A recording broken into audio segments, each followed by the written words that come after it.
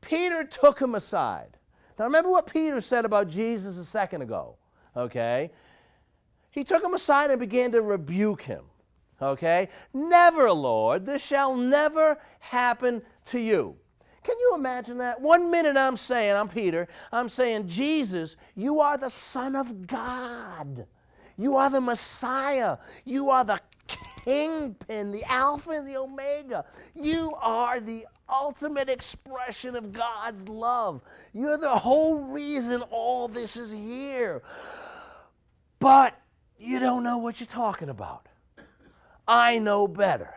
You're not doing things my way, so I'm here to kind of educate you as to how you ought to get down with some of this business. He's taking the Son of God aside and telling him he don't know what he's doing. How many of us have done exactly the same thing? Look up at things going on in our life and look up at God, maybe in our prayer life, maybe just complaining, and start to argue and get angry with God. Maybe even quit on him altogether. Anybody ever get angry or quit on God because things weren't going exactly the way you ought to have thought about it? Yeah, absolutely. Well, look what Jesus says to Peter. Remember a minute ago, I'm going to build my church, you're loose in heaven, bound, and all that stuff. Look what he says. Jesus turned to Peter and says, get behind me, Satan. Talk about home run to strike out, you know what I'm saying? Get behind me, Satan. You are a stumbling block to me. You don't have in mind the things of God, but the things of man. Wow. I will tell you something. I am so glad that it wasn't me, but it was Peter. Because I would have given up, but Peter didn't.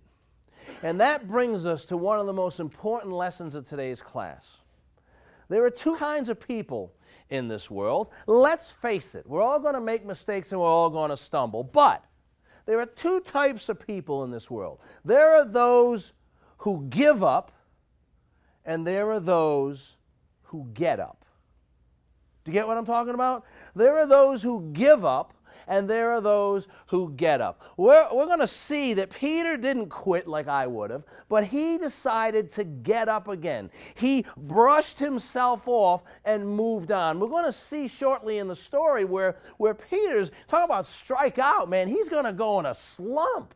He's going to, his batting average is going to cave. He's going to deny Jesus 3 times. And it's going to bring him to a place where his heart is broken. But God is actually using that sorrow to rip selfishness, to rip his unfounded religious beliefs out of the way of an intense, passionate, devoted relationship. We hope you enjoyed what you just saw, the short clip. Again, one short segment of one of many classes and groups and church services we have here at the Road to Freedom.